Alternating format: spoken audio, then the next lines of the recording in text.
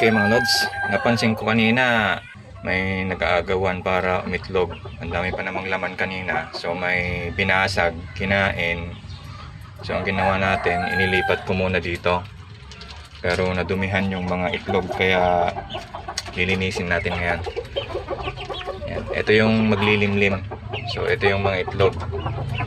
Nadumihan dahil nga may nabasag kaya lilinisan natin. Lalagyan natin dito muna, no? Marami. Magpapapisa tayo ngayon. Kahit tag-ulan, magpapapisa tayo.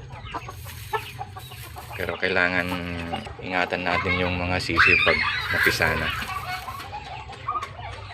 Marami to. Yan oh. Dumihan. Kaya kailangan nating linisin. Ang gaganda pa namang mga itlog nito. Malalaki. Ano to? Mga hulo. Ayan. Malalaki yung mga itlog. So, eto malinis. Hayaan na natin to.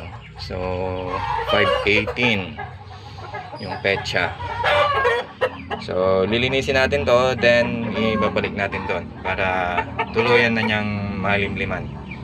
Pero hindi natin ilalagay lahat. Mga 10 lang siguro. Ayan. So, let's go! So ayan mga lods, na linisan na natin. So ibabalik na natin doon para malimliman na niya. 10 lang yung ilalagay natin.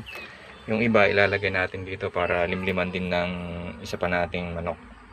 Yan, so dahan-dahan natin ilagay doon.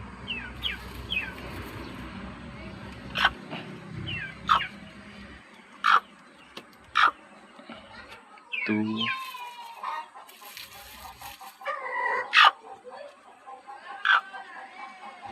4.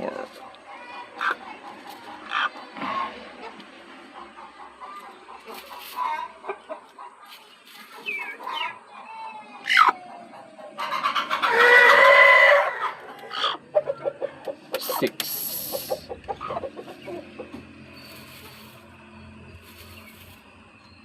8. Bahala na siyang mag-ayos.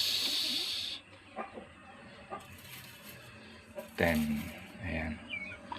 So, binalik natin yung kanyang mga itlog. Hindi niya itlog lahat to mga lods. Marami akong mga hulo na ano na nangingitlog. Yung isa naglilimlim na doon sa kabila. So, eto ilagay natin muna dito sa isang pugad. Ayan. Okay, so hopefully mapisa mo lahat. Ayan.